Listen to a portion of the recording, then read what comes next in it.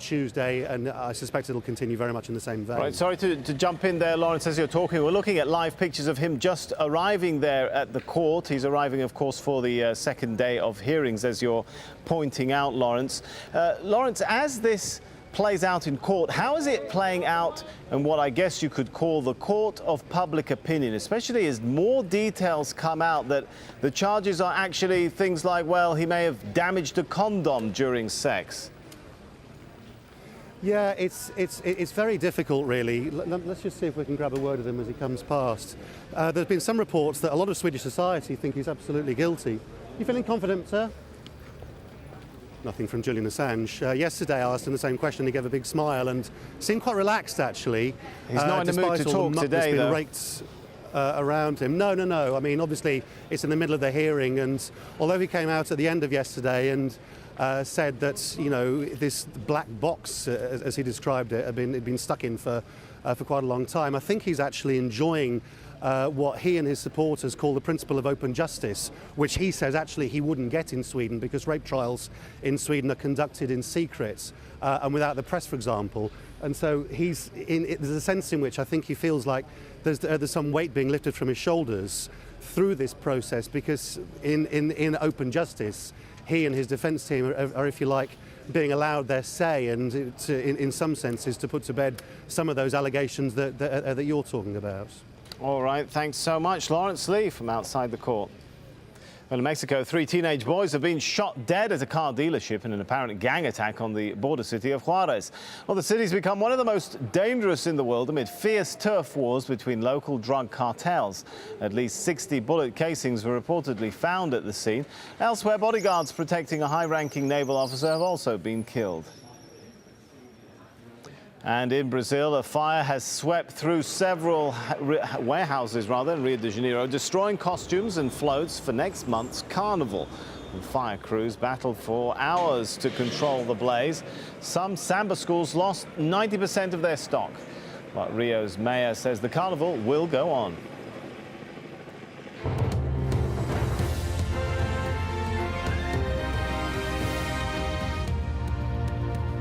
This is Al Jazeera, and these are the stories making the headlines now. Protesters in Egypt are gearing up for another day of mass demonstrations 2 weeks into their campaign.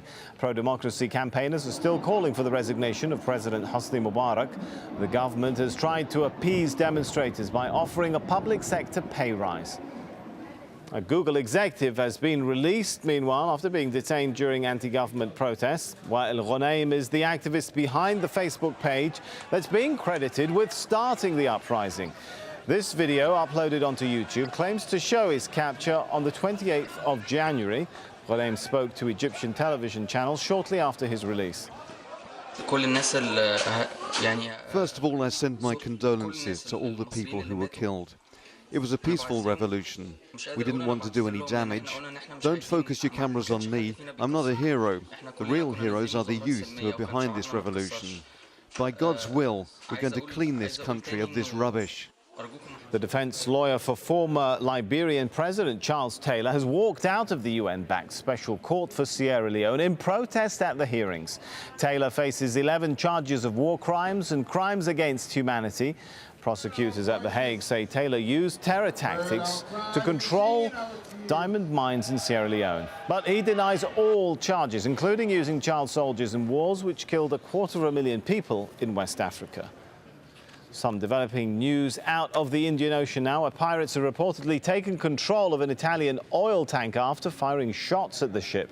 It happened some 800 kilometers off the coast of India and some 1,200 kilometers off the coast of Somalia.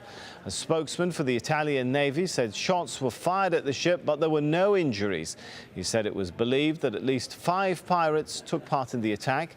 17 Indians and 5 Italians were on board. Southern Sudan has voted overwhelmingly to break away from the north. Election officials have confirmed 99% of voters backed secession. Africa's newest nation will be officially confirmed in July.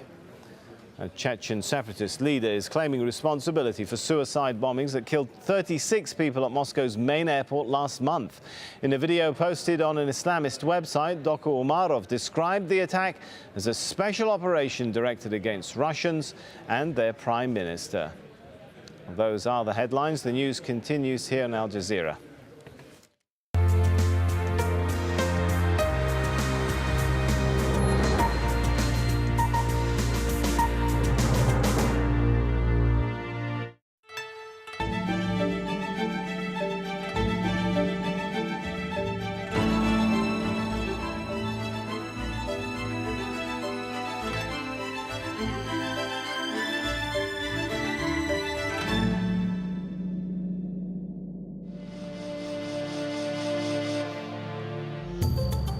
The most populated country on earth, the world's fastest growing economy, a land undergoing profound change.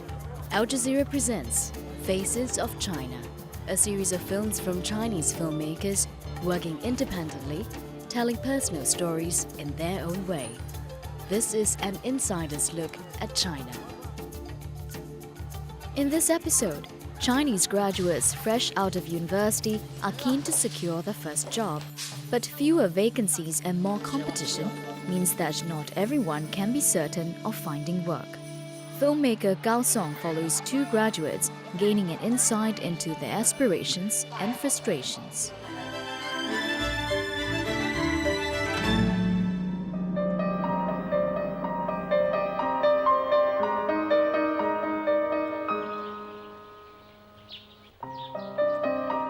Last year, 6 million Chinese students graduated from universities. Many found it difficult to find work. This is the story of two graduates from Sichuan University, the largest in Western China, seeking to find their place in the workforce. In a sense, I shall be quite happy to be able to meet my own needs. I don't want to think about the future right now. The only thing that matters is that I earn a living. I think that if I am unable to manage now, what can I expect from the future? I have not been sleeping well for some time now, thinking about the present and the future. I'm a little worried because I have not found a job yet. I do not know what will happen to me after university. Prior to final exams, universities organize job fairs for their soon-to-be graduates. Local companies are invited to speak about their employment opportunities.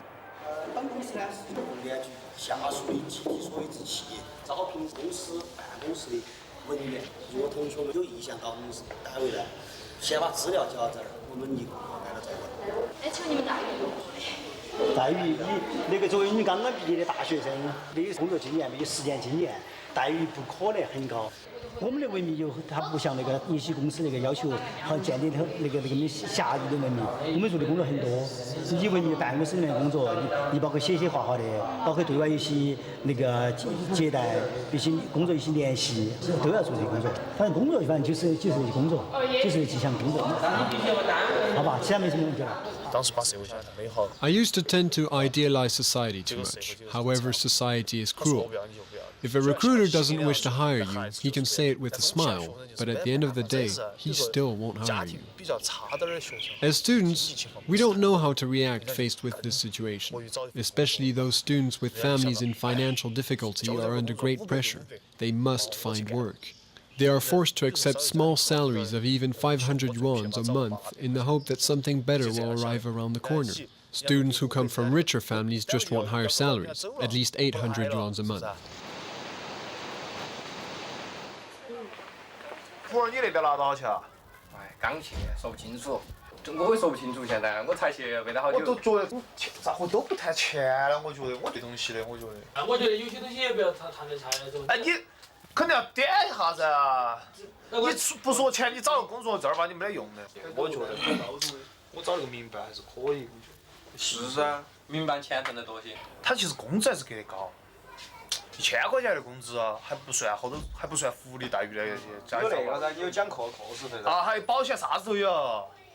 Feng has managed to find temporary work at a local school.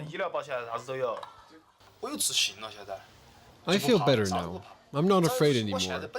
It always comes down to self-confidence. I'm not afraid, I'm going to do it.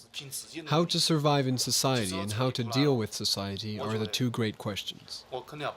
The level 4 of English certificate is very important. I think I should jump on the opportunity. Tonight, I'll face the students as a teacher. This is a big step for me. I feel the pressure. I'm excited, but nervous as well.